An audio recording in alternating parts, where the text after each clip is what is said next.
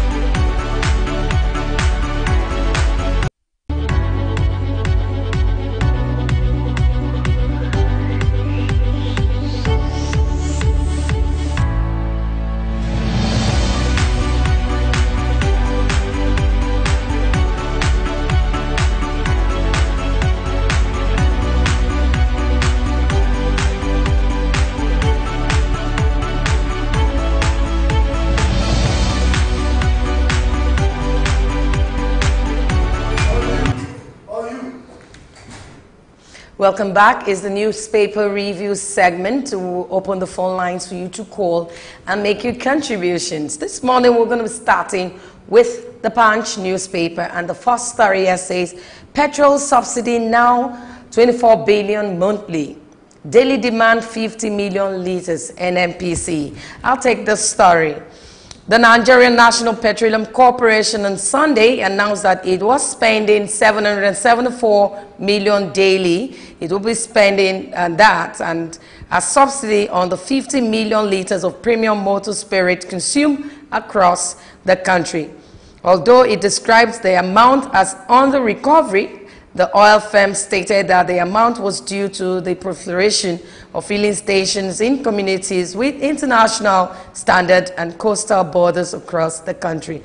Right now, Anthony said that petroleum subsidy now 24 billion monthly and demand daily 50 million liters. This is coming from NNPC. We consume a lot of petrol. A lot of fuel. We consume just too much. Well, you will not really blame Nigerians because we use fuel, petrol, basically for everything. Your generator, your cars. The fuel is used for about everything. You know, so you might not really blame Nigerians because in other countries, there are other ways which they use to get their power and everything. But in Nigeria, we depend just on our fuel. But okay. I think we just need to like explore more opportunities, more mediums to as regards power and the rest of them. Okay, we also have this one in the paper. Should judiciary continue to allow plea bargain in corruption trials? It's a question. You can get hold of the Punch to read that. But I'm asking you, should the judiciary allow plea bargain in corruption cases in trials? We also have this one. Okay, you want to react to that? I think the masses out there, especially the ones that have been victims of this corruption that we're facing in Nigeria, will probably call and be of a negative position as regards that, because I think we had a guest here and we've had guests here that have always advocated against corruption. I mean, to just be... They are talking about plea bargain. You know, yes, I'm guilty, and they make it a bit minimal for you to go, your sentence is to go to jail. But we also have this story, or your killing. Falano, CDHR wants army to identify soldiers. Some lawyers have called on the Nigerian army to identify soldiers involved in the murder of the 30-year-old Kehinde Adeleke, who was shot at Trans Amusement Park at Ibadan. That's your state. And now people are saying you must produce that soldier that did that. Yes, it's only a matter of the police and other investigative bodies. They should look into it, not just the residents, not just the army, not just the people that were involved in it, but it should be a general thing. Because this is just an innocent person that just got shot. And if the matter, if the issue just dies like that, it dies like that. There is no compensation to the family. Even the Trans Amusement Park might have some little damaging to the brand name. Yes, so because it will be unfair for the person that is supposed to secure lives and will be involved in things like this. I think they need to get to the root of the matter, and we're going to continue. We're going to look into that matter as well to bring you latest information concerning that. In the Punch newspaper this morning, we have APC will die soon, says Secondus. The People's Democratic Party says all ruling Progressive Congress is panicking ahead of 2019 elections and is plotting to discredit the former ruling party. And it says APC will die soon. Do you think APC will die soon? Most of these new parties, even the new parties are coming around, they're coming out and they are fighting hard. I think when you're on top, it's one thing to climb to the top. It's another thing to remain on top. So I think this is the time where APC just have to like put their game tight and all, because the parties coming through are very, very angry. Okay, final one from the Punch this morning. We're going to take this one. It says flood. Shiroro power plant shut down.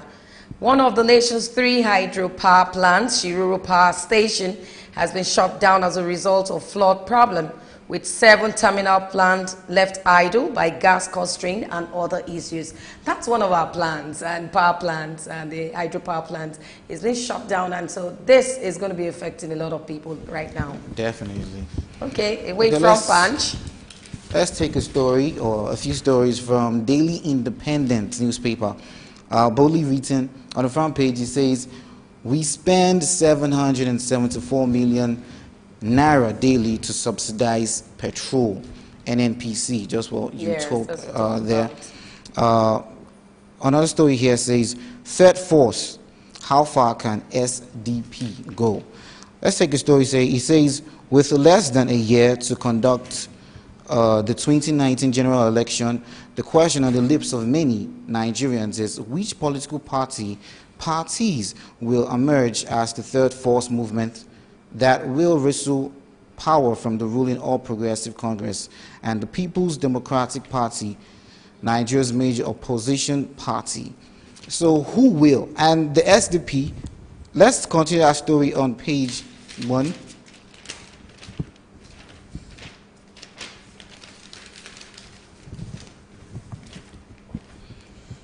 of that story. So yeah, saying the SDP are just they've been clamoring and been putting words out that yes, we are going to take power from the APC.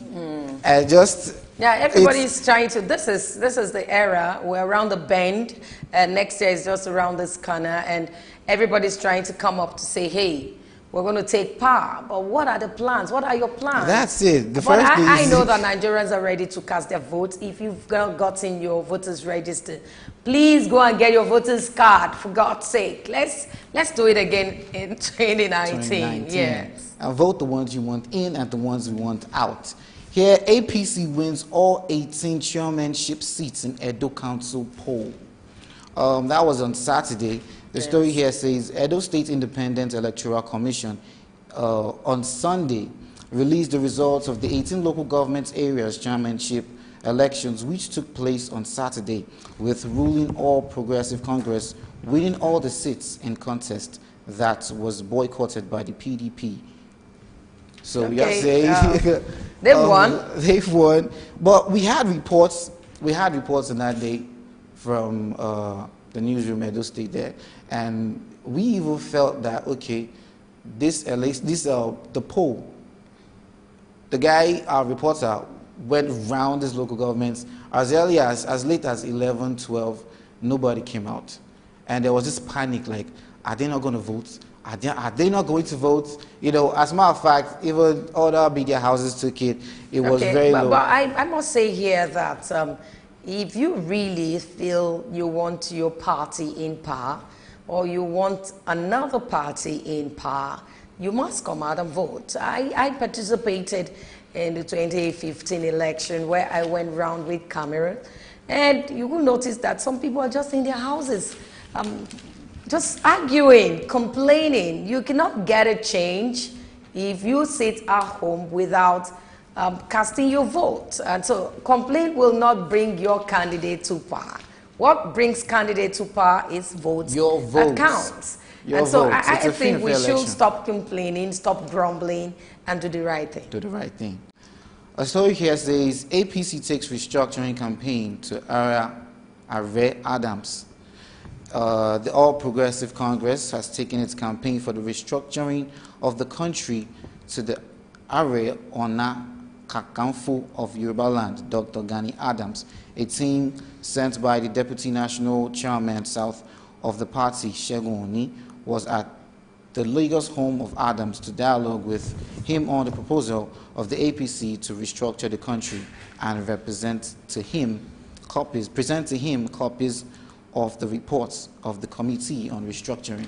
Now, despite the fact that Buhari has said no to restructuring, the APC is still campaigning, we must restructure, and that's a thing we have to look into, although we'll talk about it here on the show. Is there a need? We have our guests that will be coming through. Let's not just we'll go on this break now.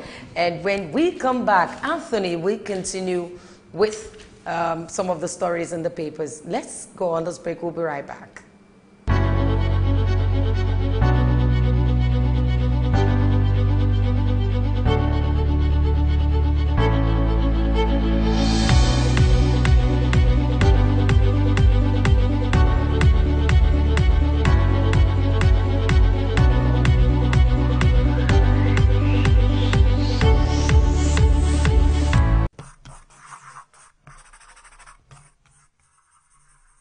SuperDawn, your daily live current affairs program where topical issues that bother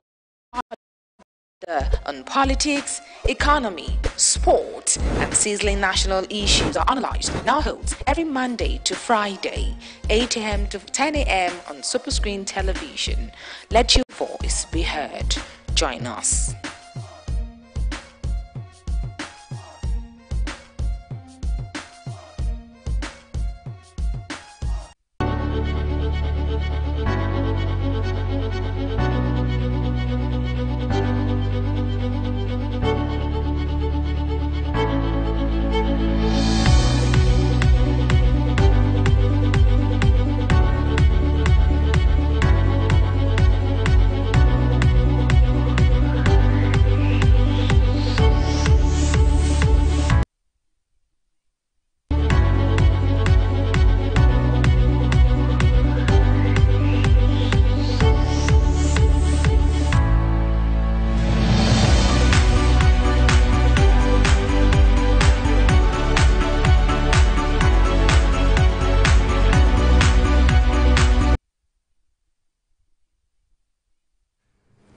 Welcome back. Yes, Anthony, you still have some stories in that paper? Yes, one more story here. It says FG looks to local skills to develop oil and gas sector. Fishing boats look like specks alongside Igina, which has been moored for the last month in Lagos.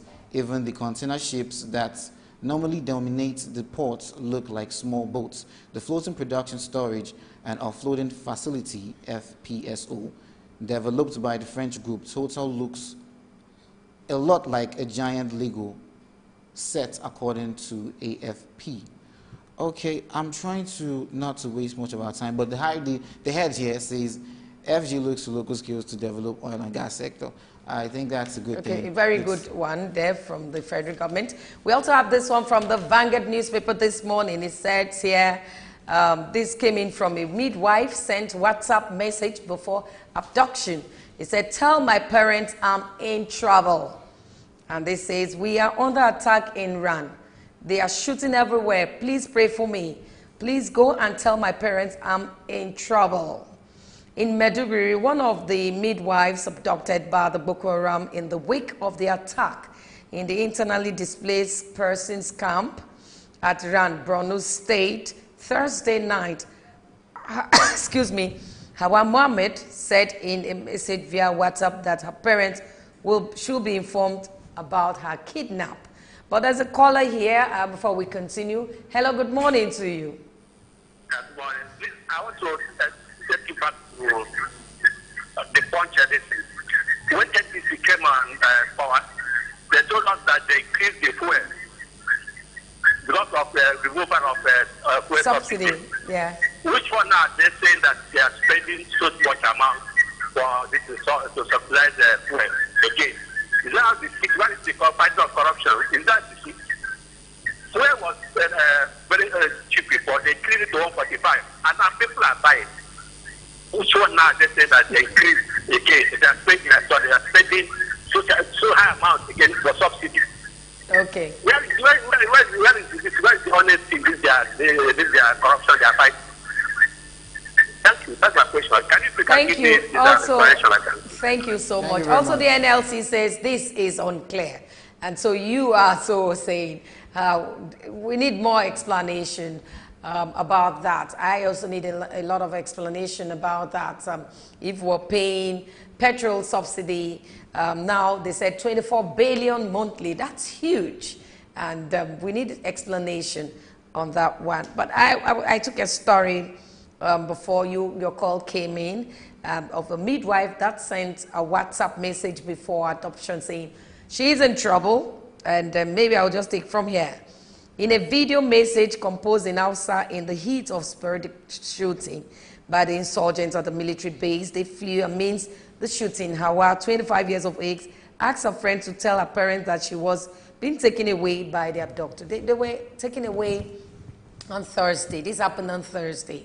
And she had the opportunity at least to send a WhatsApp message before they went away. And that's the beauty of the fact that we are in a global village. You know, right now, messages just go, it flies. You know, and if she was very more specific, though she would not have that time, but she was very much specific about where the abductors were taking her to. She wouldn't know the time where they're taking her to. That's just... So she can't be specific because she didn't know where they were taking her to, but what she did was quickly pass that message through. And that was right. What to me I think is good, how I wish, oh my God, Security. That she'll keep that phone without them being getting traced. her. But also we see about the story here. It says, herdsmen chop off farmers' toes, fingers in Abraka. And the writer says, as monarch protests detention of colleagues. Herdsmen have chopped off the fingers and the toes of a farmer in Abraka, Delta State, for trying to stop them from grazing their heads on his farm. What they did was chop off his fingers and his toes. I think this Fulani herdsmen are going too far. They're going too far. Just too far. I mean, you chop off the toes and fingers of a man, of a farmer, for not allowing your cattle to graze on his land. Come on, that's just way too far. That's just way, way too far. Another not too good story here. 3 children in Benue IDP's camp crushed to death in Makurdi after escaping the menace of masquerading herdsmen. 3 children housed at the Abagina internally displaced persons camp in the outskirts of Makurdi, Benue State capital, was reportedly crushed to death by a truck of Makurdi Lafia Road. You know, they escaped the herdsmen and they were crushed. Not too good news. Away from that, we take another story in the Financial Guard Vanguard this morning. It says more 2017 companies earnings to determine market direction this week. If you want to read more on that story, you need to get hold of the Vanguard newspaper this morning. We also have in the Vanguard, and it says here, 20 killed, 300 cows stolen in the fresh Taraba violence. And about 20 persons have been reportedly killed and 300 cows stolen following a fresh outbreak of ethnic violence on the Makbila Plateau in Saduna local government areas of Taraba State yesterday. A fleeing resident, Sadu Magugu, who said his house was attacked at Limbi Sop Gimbo area, said 2 of his brothers were killed on Saturday evening, and their cattle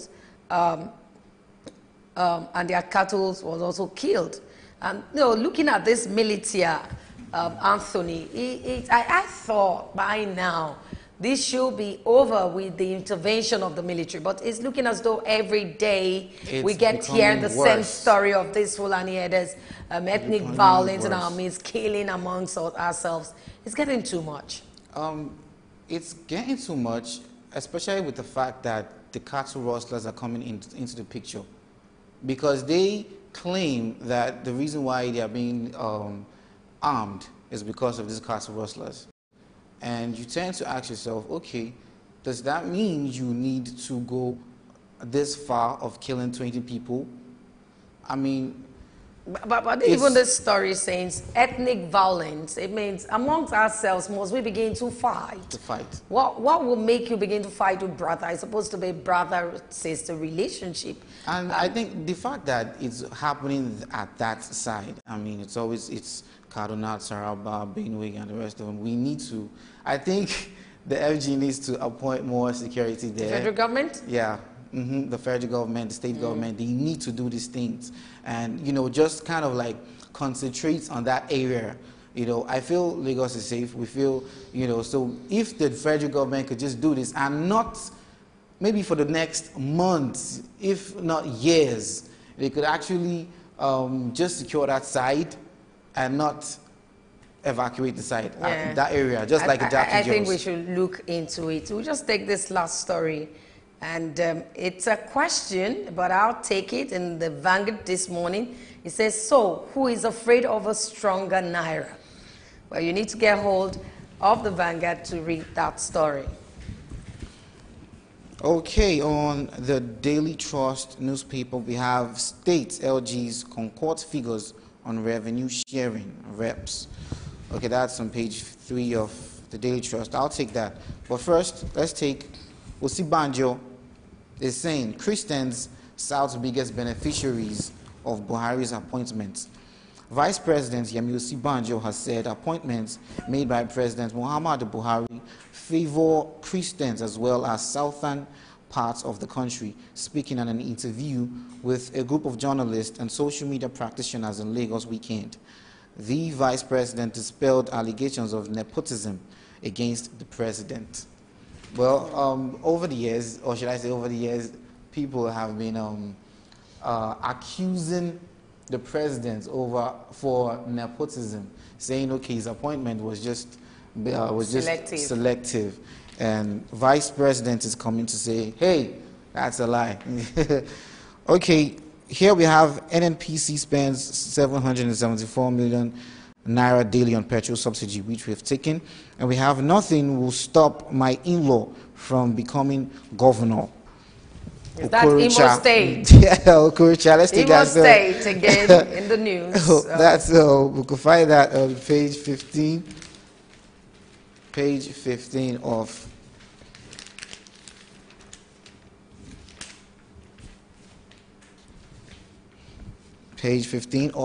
the Daily Trust newspapers. It says, nothing will stop my in-law from becoming governor.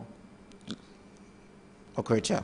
Governor Rochas Okorocha of Imo State has said nothing will stop his son-in-law, Chief Uche Nwosu, from succeeding as he has already been ordained by God and supported by 24 out of the 27 local government areas in the state. Okorocha, who spoke through his chief press secretary, Mr. Sam Onwem-Meodo, if I didn't correct that, said no matter the amount of propaganda and lies being peddled against him, the results of Imo State people to make Nwosu their governor in 2019 remains strong. Okay, but I know that a lot of things came out of Okorocha with his in-law wanting to be governor, wanting to be this and that. But I think that if the person is credible, why not? And again, another question came to mind. Must it be only your family members that you put in kind of... I'm not saying it's bad.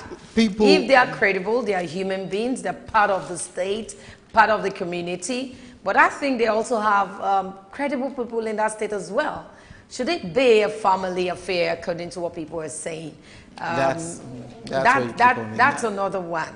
But if those people are credible, well, why not? That's for me. But I also think that so that you don't allow people talk, that you're putting people, putting your own persons, which we don't want to perceive. We don't want to perceive that you're putting your own persons, all your family members, in the board. Yeah, you shouldn't just put it out there. That's not too good. Yeah, anyway. If I feel that he should not really go on talking about it and talking about it, I just feel let the game just play itself, and whoever is the winner is the winner. You know, the moment you start clamoring and just campaigning, it kind of feels like, okay, they're trying to do something very what word? Give me a word. Yeah, they're trying to put their own person, put my own person. Okay, here it says National Assembly sued over election sequence. Top members of the APC, Chief Anike Nwoga, has filed a lawsuit at the Federal High Court in Enugu challenging the bill passed by the National Assembly which changed the sequence of the 2019 elections. Okay, so yes, yeah. It's in all of the papers this morning where they were sued for challenging the sequence of the National Assembly.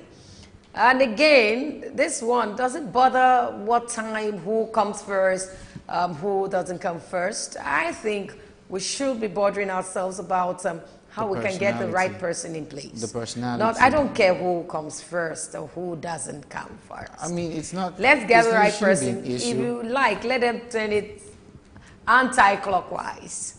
Let's get the right person in power. In power. This is an editorial, actually. It says, use social media to fight extremism. Okay, I'll hold you on there, please. Yes. Let's get a caller. Hello, good morning to you. Hello, good morning. Okay, you're calling again. Go ahead. Please, I commend you for patriotism when you say people should go and obtain their PVC. Yes. But with that question of this remote state government, do you think that any kind of good election in Nigeria, fair election in Nigeria? See, can you turn down the volume of your TV set so we can hear you? The volume. Can you turn it down? Yeah, go ahead. Go ahead. Geology of Abia State. Yes. When he was a governor, he posted one of six that he would go to Senate and nothing stopped him. Applying for man, he posted, he goes to the Senate, nothing stopped him. And now can see the innocent man that is in law. So the government decides family something. The in law is going to be, but of course nothing. He said nothing. I think it's God. Nothing can stop the in-law from doing anything. Within all this, do you think that any kind of fair election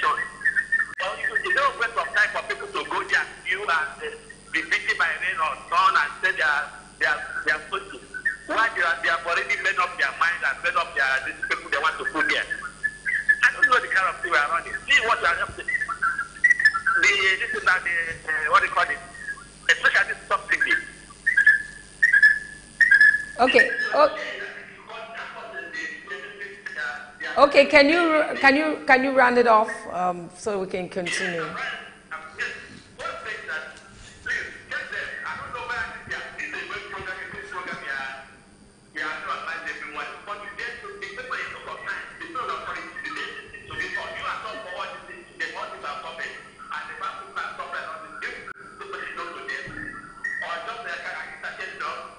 No. They watch us, and that's why if you have been following us before now, anyway, thank you for calling. They watch us, and thank you for commenting. Some things are changing in Nigeria, where every day we come up here to talk. It's not that they're not watching, it's not that they're not listening, but that will not stop us, even if we're not seeing it done. We've seen some things on this show turn around for good, where we talk about things and the government implements those things. And so we will not stop talking, and you will not stop calling to bring a solution to air your views as well, so that they hear and implement some of these things that we are talking about. Yes, you took that story? Okay, I said it's an editorial. That's why he reacted to it. The Imo State governor rather, wanting to fix all his family members in power. People definitely react to that. It's very sentimental. Looks rather. Is a tribal marriage good for Nigeria's unity? La Long. Yeah, same here. I second. Okay, you want to? No, I'm not saying. No. You want to marry a Calabar lady, because I know you're from Edo State, but there's nothing wrong. It's all good. There's nothing wrong in it. But I've seen some people argue over that, saying, "Hey, I want my children to speak just my language. Yeah. I don't want that." But I'm from that kind of home, where my mom is from Oyo State, my dad is from Delta State, and I speak both. Not very well, but at least I can hear Delta very well. So it doesn't matter. But somehow it has helped you. It has helped you, unify. It has helped you strike a balance between the Yorubas and the South, right? It has really helped me. And I went to different schools, different states, so I speak a bit pieces of this language. Plus you go up but it has helped me to relate more with people, to understand their culture, to when they're talking, to know where they're coming in from. So it helps. It does help. Here, use social media to fight extremism in Northeast. Yes, I think we could just take our campaigns, since it's a global village, we could take our campaigns everywhere, even on social media. They do it a lot. As a matter of fact, when the Occupy Nigeria and the Bring Back Our Girls campaign was hot on the streets, as far as the US, people were using their social media handles to campaign. On the business story here, it says Forex ban on 41 items. Factories spring up as substitutes. Okay. Forex has been banned, and at some point I was tempted to go into that business, but there's one thing about me is about most people. You think about it and you say that risk is just too much. Who wants to go into any business that has risk? Is just too much when the country is this way. But I'll move away from that paper, and we want to look at the last paper here, and that's the Nation newspaper this morning. And this says, disquiet over budget. The writer says, Cold War delay passage. The frosty relationship between the presidency and the National Assembly largely accounts for the delayed passage of this year's budget, says the Nation has learned. Besides, there are indications that the National Assembly wants to see through the implementations of the 2017 budget by the end of this month before passing this year's appropriation bill into law. We also have this one in the Nation newspaper this morning, and it says military tackles rep over Dapchi girls' whereabouts. The writer says youth act on lawmakers' tip. The military has dismissed the claim that the 110 abducted Dapchi girls are in Yobe State. A top officer who pleaded for not to be mentioned last night described Honorable Goni Buka and other politicians activists speaking on the whereabouts of the girls and the identity of the abductors as a bunch of Confucianists. If they know where the girls are, they know what to do. Instead of staying somewhere in Damaturu or Abuja and claiming that the girls are somewhere within Yobe State or anywhere else. This is how some of these politicians will stay in Abuja and will be granting interviews to media people claiming they know this or that. Yes. Yes, there's a line there that I picked that says, if you know where they are, you know what to do. It's really, well, I think about it, and what's the use of sitting down somewhere and just granting interviews? I mean, on the news, you see follow-up of stories, and this person said that, this person reacted to this, that person, blah, blah, blah. What we want in Nigeria, the youths are very angry. Just go do something about the situation and let's stop talking about it. Stop talking, just do it. Okay, stop talking and do it. We want to see results and not talk. Okay, we also have in the Nation newspaper this morning, Lagos will become Africa's third largest economy, says Otedola, the businessman endorses Ambody. The billionaire businessman Femi Otedola yesterday predicted that Lagos will become the third largest economy in Africa by the end of the year. Okay, we want to see what will happen in Lagos. I know that Lagos is springing up very well. Very fast. Everywhere it's expanding and developing. And it might, definitely, this prediction might come to pass. True, true. Otedola is someone that we respect, and we respect his views, his judgment. And for what he just said, let's just see how it turns out at the end of the year. Okay, we also have this one. It says here, executive, legislature, judiciary, join forces against draft. You can get hold of that in the Nation. AMCON seeking funds got 190 billion in 6 months, says CBN. I'll take this story also. It says you've taken it before, but let's see this. APC chief sues National Assembly over 2019 election schedule. We also have this. Buhari for Ghana's 61 independence anniversary. President Muhammadu Buhari will attend Ghana's 61 anniversary celebration tomorrow. Congratulations. We also have this. Okay, I take this one. We've taken that before, but 9 local governments endorse someone for second term. Let's get this caller. Hello, good morning to you. Good morning to you. Good morning. Yes. I just want to make a comment. Yeah. I really have a long way to go, but we cannot keep it short. I think you should. I see Nigeria. Excuse me, the bass is too much. Your phone is close to your mouth. They are just running it the way they feel. Okay. So I think when somebody goes to school in order to be educated and wrong the right. And make the wrong to become, correct the wrongness, not to continue in it. So if so people may learn political science and whatever degree they have, and they cannot make things right, it shows that they are not mistaken. So education is very important. In my primary days, they say knowledge is power. Yes. So let us try to bring back history. Because history is very important. When you know where you come from, you need to correct your mistakes. Let them know how politics came into light.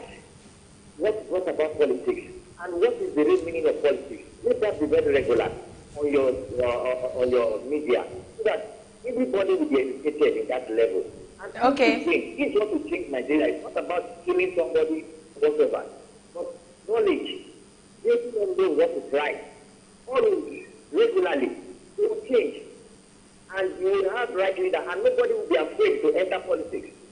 Okay, can you tell us those things that they need to fix? We need to look at for them to correct. Can you tell us one of those things that you think is going up, you do not like, and you think they need to correct now? Okay. Thank you for calling. Maybe you'll call back to tell us those things. I love people to say, hey, this is not good, but it can be corrected. And you tell us what you think can be corrected? Because you just said, let's correct, but we need to know what are those things. Way forward. Yes. We also have this showcasing leading insurance firm in the Nation newspaper this morning. Another one, that's the Nation Politics this morning, and it says, where will peace return to Kanu APC? Yes, remember when, this is not funny at all, in Kanu State has been having loads of disagreement, but let me read this. In the beginning, Kanu State Governor and the former governor of Kanu State, that is Senator Rabiu Kwankwaso, were friends at the beginning. But something went wrong and that relationship became shaky. But before we continue, there's a caller again. Good morning to you. Good morning to you.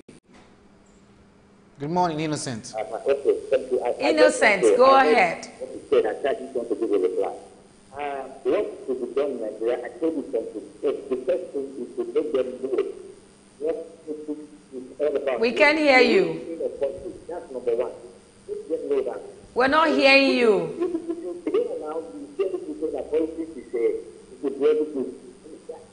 I get irritated because I believe that these people are not enlightened.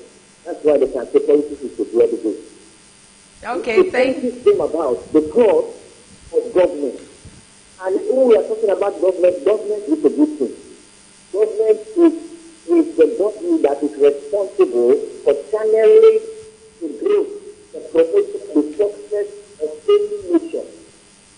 So if the government now sees it as a bloody game, what are you talking about? So that is one. Okay?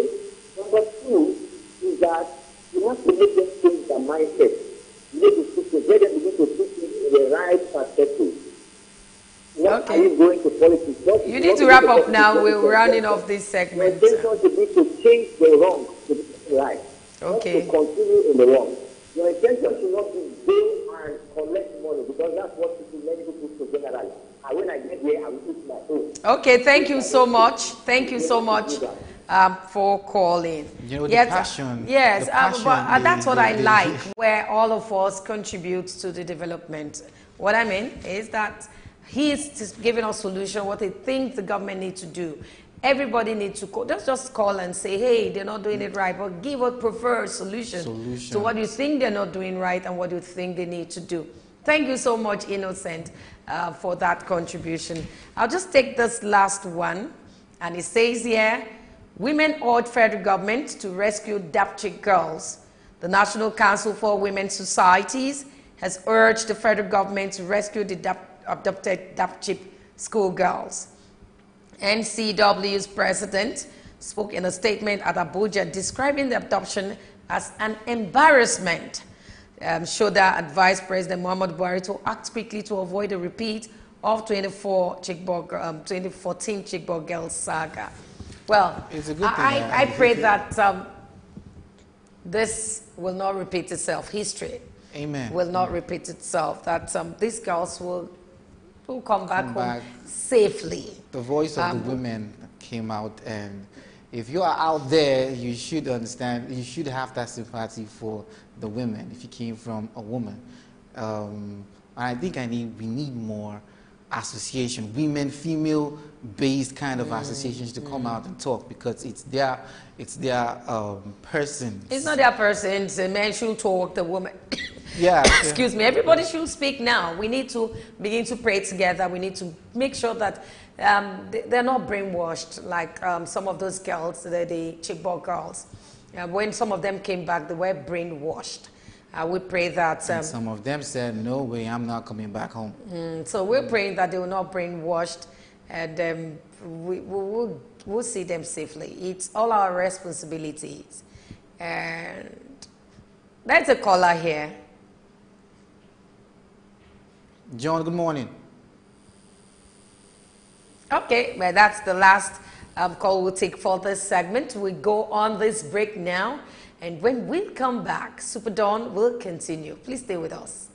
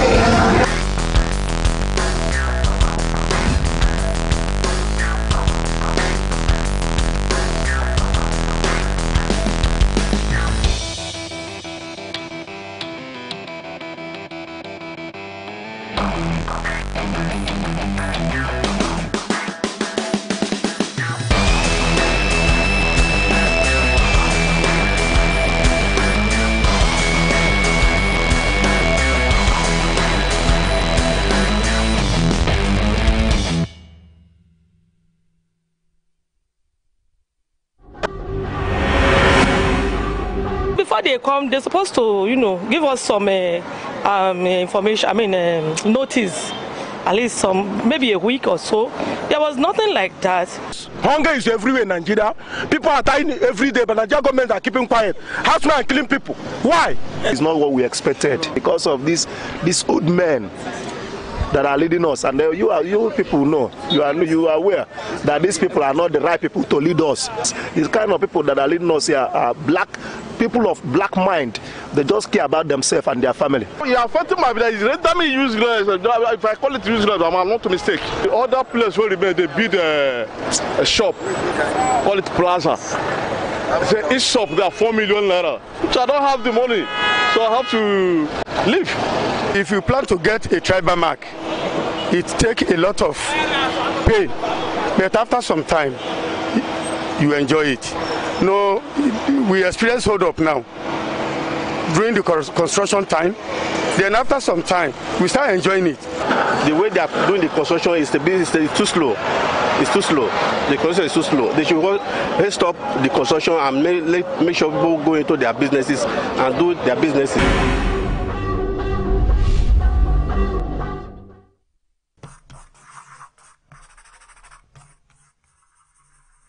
SuperDawn, your daily live current affairs program where topical issues that border on politics, economy, sport, and sizzling national issues are analyzed, now holds every Monday to Friday, 8 a.m. to 10 a.m. on Superscreen Television. Let your voice be heard. Join us.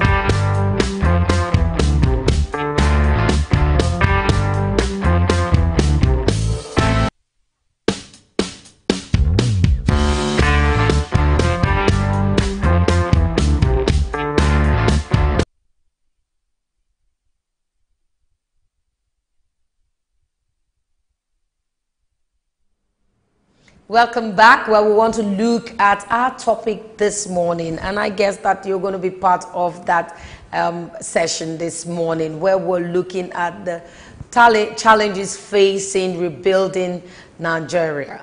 Nation is very important in the modern society, and if we look back history, we want to take you back memory lane, where we have emirs and kingdoms. And when we're looking back also, we see how it was divided and how they lived their lives. We want to look at it today, looking at the challenges facing rebuilding Nigeria. Is no news that to say that Nigeria need to be restructured, or we say Nigeria need to be reformed or rebuilt. But we must look at it critically and bring out issues, what you think can make this country a great nation. And Anthony, I went for an interview. We'll play that shortly, okay, on Friday with some notable Nigerians, and they have lots of things to say when you talk about restructuring Nigeria or rebuilding a country like this. Some has called in for it. Some people have called it, hey, let's restructure or let's rebuild. But some other people are saying it's not about the word rebuilding. It's about the action. And so where we are today, where we have loads of things happening, killings here and there, we have disagreements, ethnic disagreement that is leading to loss of lives.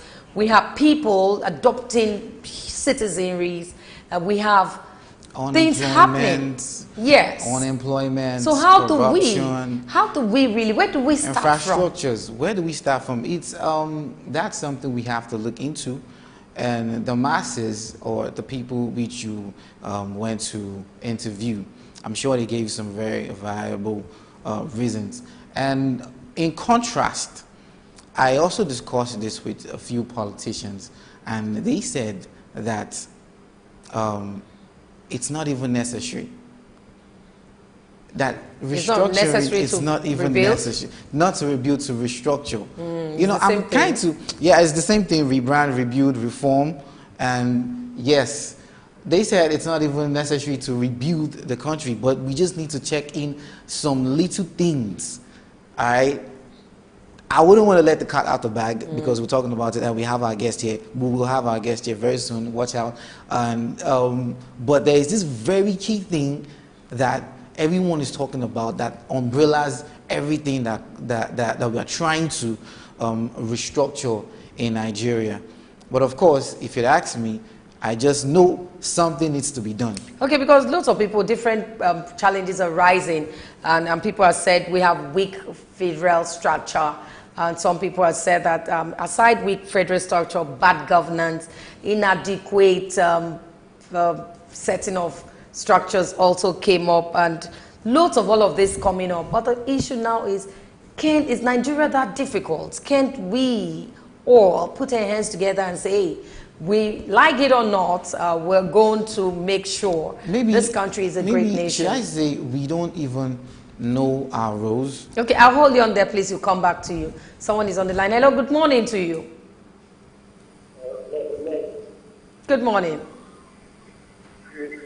In Nigeria is that our leaders are not telling us the truth in this problem. Can you speak up a bit? No, they are telling us what is the problem. But as of like 2014, you think that something like that. Which money are they not telling us that they are paying for hospital against us? What is one of the problems we are facing in this country? It is not there. It is not there. They keep on deceiving. That's why Nigeria is going like this. That's my comment. Okay, thank you so much. You know, people, lots of people would say we are just pawns. Thank you very much, IK. People would say, I've heard lots of people say we are just pawns. The media is a pawn. The masses, the voters, we're all just pawns. But behind, we are what? Just pawns in the chessboard. Okay. You know, there's the king, the queen, the knights, and we are just like on the grassroots. You know, it's like a game of chess. They tell you do this, you do that, they manipulate you. You know, but behind back doors, they know what they are doing. Is it that difficult to? Is it difficult to really begin to do the right thing? For me, I think it has to start from us. That you start from you, and it starts from all of us. Some people have said, you think it's easy when someone is ruling you and you just keep saying he's not doing this, isn't doing that. Once you get there, you will now know the ambiguity. You now know what happens there. But we can look at it this way. If we say we want a good, better road, and someone is given a contract, I think we have the responsibility to follow suit, follow up and say, hey, this bitumen you're putting here is not enough. Or you say you want to build, you've promised us you're going to do this and going to do that before coming into power. We can also come together and say, hey, you have promised this and it's not working. It's not by being violent, but we can speak up. Yes, it's a democratic society. It's a democratic society, so we have that freedom of speech. As long as it doesn't go into hate speech. We've talked about this on the show. As long as it's not hate speech, don't go up on, don't call in the show and say that president is mad. No, but you can call, not using the wrong choice of words. You can call and air your views. I'm going to hold you on there, sorry, and there's a caller here. Hello, good morning to you. Good morning. Yes, Godwin again. The problem is that Nigeria is still, under military rule. What is the part, just like as the first caller said, the leaders are deceiving us. We are under this autocratic government. A government that will ban rights and import grants. A government that will, value animals more than human beings. And when you say that is all, and people are so much afraid, that is why there's many things. What makes somebody a great man? Is it the uniform? That a man remove the uniform. It is so uniform that makes somebody a great man. It is the training. As long as we are continuing to allow all these military people to rule, the country will remain the same. Anyway. They don't tell ourselves the fact. And then the leaders should stop deceiving us. They told us that they've delivered away Boko Haram.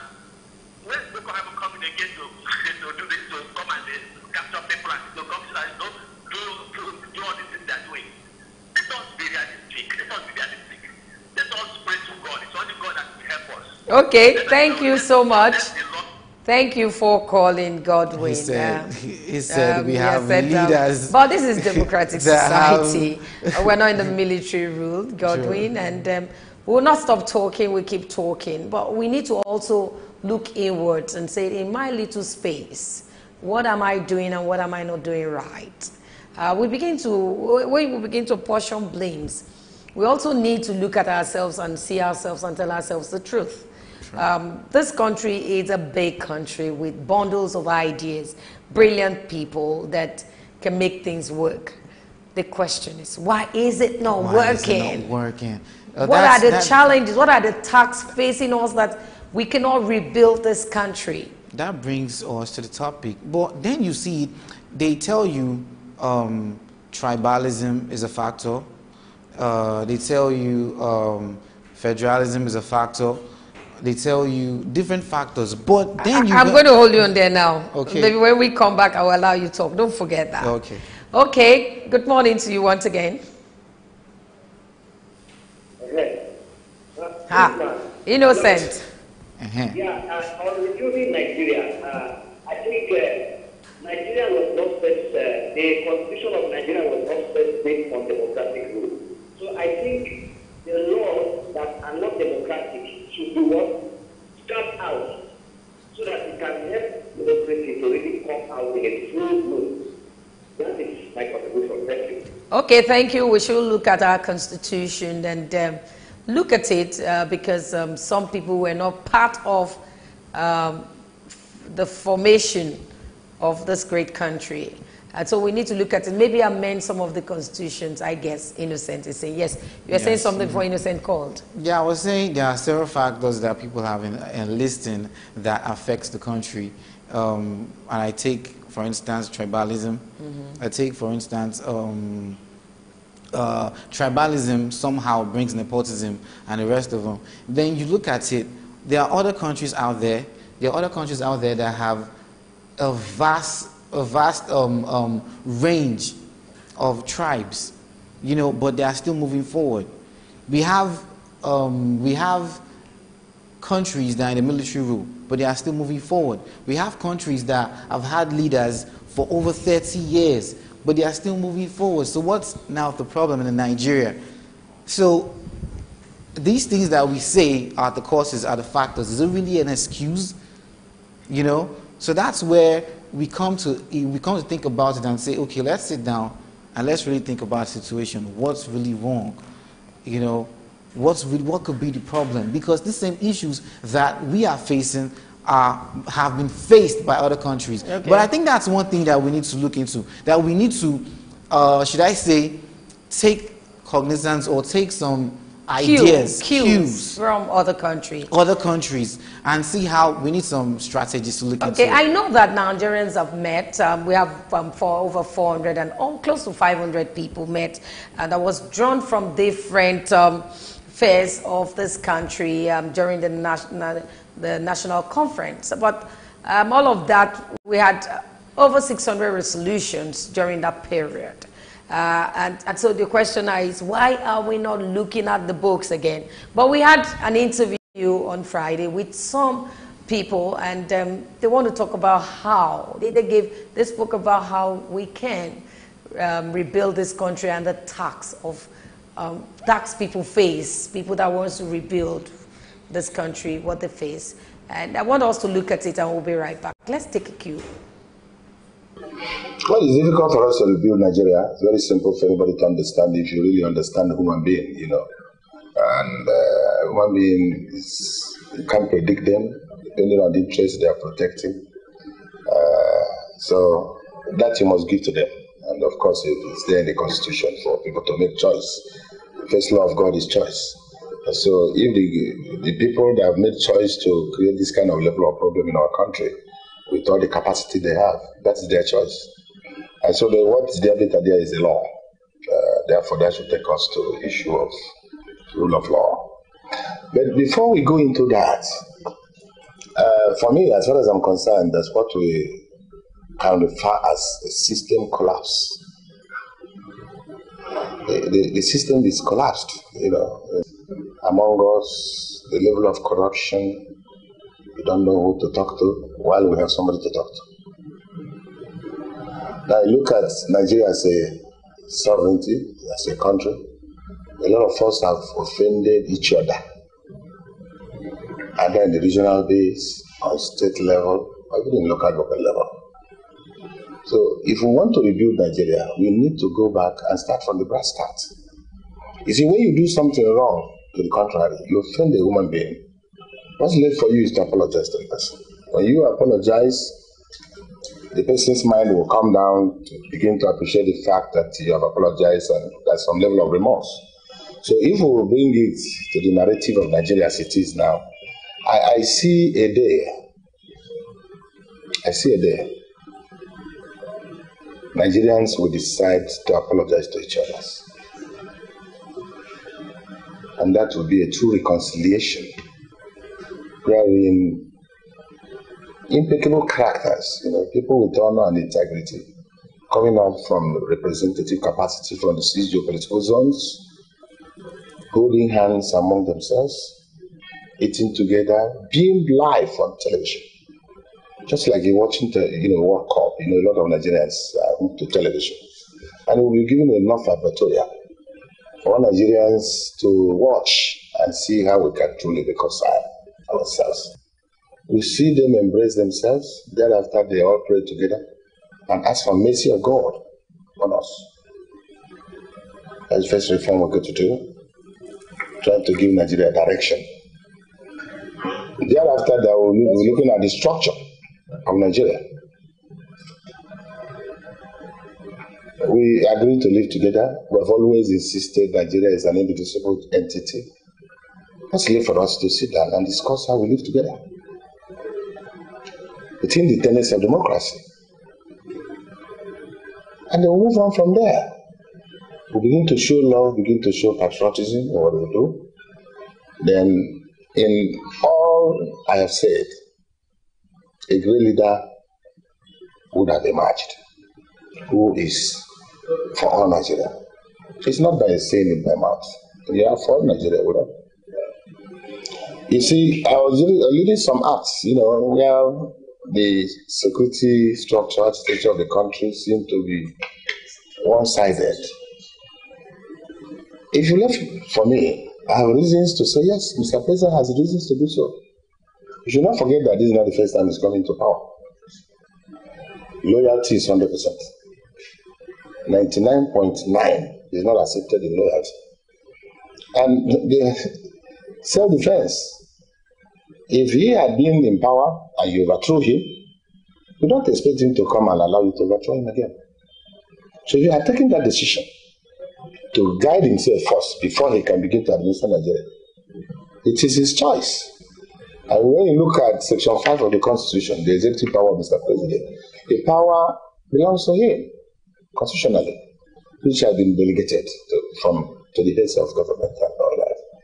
So the abuse now will be what someone like me will begin to ask questions. You understand? And if you really want to look at Nigeria, Nigerians are not particularly interested on who is leading them. They are more interested on how do they live their life, because they have begun to appreciate that these politicians simply go to look for their own interests. You understand? And the average Nigerian person, if things are moving well, they don't care who is there. Welcome back. That was Dr. Boniface Alambulam, the NNPPC chairman, and talking about rebuilding Nigeria. Well, while we were on, we have our guest in the studios. Let me introduce him, Barrister Tony Daniel. Good morning to you, Barrister. Good morning. Good morning. Yes, you heard what Dr. Boniface said in rebuilding Nigeria. Let me go straight to you. Is it difficult to rebuild Nigeria? Should we rebuild this country, or we should just allow it the way it is? We need to rebuild, but the problem is that rebuilding will be very difficult, because while the masses are reactive to bad policy or implementations of good policies, the people in control, there are people in control. No matter how you want to do it, it will be very difficult. For example, with due respect to Asiwaju Bola Tinubu, if he wants something, he will do all he can to get it done. The same people that are reacting, the same masses that are complaining, they will still vote for certain persons that they ought not to vote for. Having said that, the policy formulators are more interested in their personal and parochial interest. So they will formulate policy with ulterior motive. And then who are in control? The senator, when it comes to his district, the king, the House of Assembly members, even the governor, they are together discussing their personal interest. So what you're saying is we need to focus on these policies. Yes. No, we need to focus on changing those who lead us. Okay, so changing those who lead us. Yes. Now, what is the role of the masses? What is the role of the government in changing these people? The masses, most of them that are always complaining, they don't even have voters card. We all need to go out and have our voters card. It will be difficult to stop the politician from spending money. My advice is that when they give you money, take it, but vote according to your conscience. Are you saying that maybe I should have asked this question first, yes, before the one I asked? Is Nigeria bad as it is? Is it bad? Because we're talking about rebranding. You might be rebranding something that you think they need changes. Is it bad, the situation? Yes, to some extent. Yeah, I must say that there's improvement in certain areas. But what we have are people blocking midway what is supposed to flow down to the masses. So the president is surrounded by persons who are more interested in portraying him in bad light. For example, the president felt, I have enough lieutenants, I have enough ministers, good ones. I thought out before that they are good persons, they are qualified to hold this position. But most of them are not working, and he cannot help it. So it is either the president is a bad manager, or is aware and is deliberately keeping quiet. Some ministers are not measuring up. You don't need to go to the president before you do things that you know, things that are within your jurisdiction of your ministry, that will go down well with the masses. You don't need to go and take permission before you do that. But they are all playing lip services, eye services. When the president is there, they act like they are helping him. They go back to their ministry, they are sleeping. Papers don't move, things don't move. They don't do things the way the things are supposed to be done. You understand? And you recycle these ministers. One regime will come, you will think that minister has more experience. See, the president needs to do more than sitting in the chair and looking at an old friend or a friend that was introduced by another close friend and felt that that person is qualified to do the job. Okay, you have talked about, you said something very important. You talked about the president should begin to look inwards there. But I know that when we did the national conference, resolutions came up, and about 600 resolutions came up that time. And they also, lots of people came from different spheres, of life in the country then, where we were there in need of a changing system. Or will I say in need of a change in this country then. And so people have been agitating, lots of groups have been agitating for a restructuring. And it did come that period where Nigeria spent a lot of money. Looking at these resolutions, one was the creation of more 18 states. They looked at resource control. They looked at public finance. Lots of things came out during this period. Do you think then it helped for us to do that, or was just a waste of money and time? You see, when this restructuring thing came up more strongly when some part of the country were angry, they are not satisfied, they are not happy, they felt they are being shortchanged. So if there was a justice system of an equal treatment, Nigerians will feel that way. For example, quota system favors, let's be frank, the North more. Admission into federal institution favors the North. So this thing came and said, let's develop at our own pace. That's the call for restructuring. Let's have a proper federation like you have in the United States of America, where your state or your region, you develop at your pace. You don't need to look at the position of one part of the country and use that to restrict your own development. Let's look at governance going more to the people, to the region. Let's remove the centralization of powers, and that is refederation. In refederation, the federal system, powers devolves down. It doesn't stay at the center. But what we have in Nigeria is that so much power at the center, control of almost everything, and it takes time. The protocols involved in this current administration is too much. The president needs to reduce it. A lot of people have been talking about accusing the president of nepotism,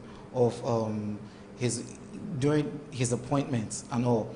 And we tend to look at these things. We say in other countries, there are situations where in other countries the president has appointed people that he knows that he could trust. And it's still safe to say in Nigeria, the same president did the same thing. Then we look at it from this angle, these challenges that we are facing, from corruption, unemployment, health, and the rest of them, we understand that other countries, tribalism, other countries have passed through the same thing. There are other countries that have more tribes than Nigeria. There are other countries that have had leaders rule for 30 years, and they still move forward. That's as a factor in Nigeria. What should be done? Is it that we are not taking cues from this country, from these countries that are moving forward? What should be done? I think Nigeria should be comparing ourselves to advanced countries. For example, Nigeria assisted in the Gambia team, Trinidad and Tobago, right? So Nigeria should be looking at Britain, US, Germany. We should be developing towards the position of those countries. Having said that, nepotism is nepotism, no matter how you say it, no matter how you try to justify it. I read today that the vice president was saying that the president is not guilty of nepotism. Yeah. He is. Several times, even this man from the north, Mohammed Junad, right? He has analyzed with evidence how the relations of the president were appointed into different offices. We expected them to have challenged him. He was able to say, so person is the in-law, so person is the brother, so person is the brother's wife's son, including some appointment into INEC. But people will say that's because he can actually trust his people. Knowing full well he wants to fight corruption. That's why I said nepotism is nepotism. Once you do that, that is nepotism. And now, if you try to justify it, I don't know why you're going to justify it. Is it that if you say it is true, but there are people I can trust, when you are trying to justify it, but it's still nepotism. Okay, so with what is happening right now, the tax of, is it part of the tax in rebuilding this country? Should we rather go to the 3 geopolitical zones? Should it be structured that way? Or what do you think we need to do now? First, the president should be the president for all the country, not president for APC, that is number one, or president Fulani, or president for the North. The inaction, seemingly, by the president as regards the suspected S-men terrorists has given room for more insecurity. Do you know that if the president make one pronouncement, I will not say you are from my place. If you try any, that's all. That even without an action, that alone will reduce the effrontery and impunity with which these people are attacking innocent Nigerians. Having said that, the president, if you act like a leader, this clamor for restructuring, tribal consign, and all that will be reduced. If the president cannot say we have 170 million at the last count, are you saying you cannot get qualified persons, new ones, fresh guys, fresh men to rule, to help you in the governance of the country? Do you need to use your relations? He has been a president of this country, he has served, so he knows people. He knows people. He should be able to pick people outside his immediate family or extended family to help in the governance of this country. It's wrong. The wrong thing is wrong. He's doing well, he has done very well in corruption. Then, even then, in the international rating of Nigeria. Conspiracy. Okay, looking at this, because we must wrap up now.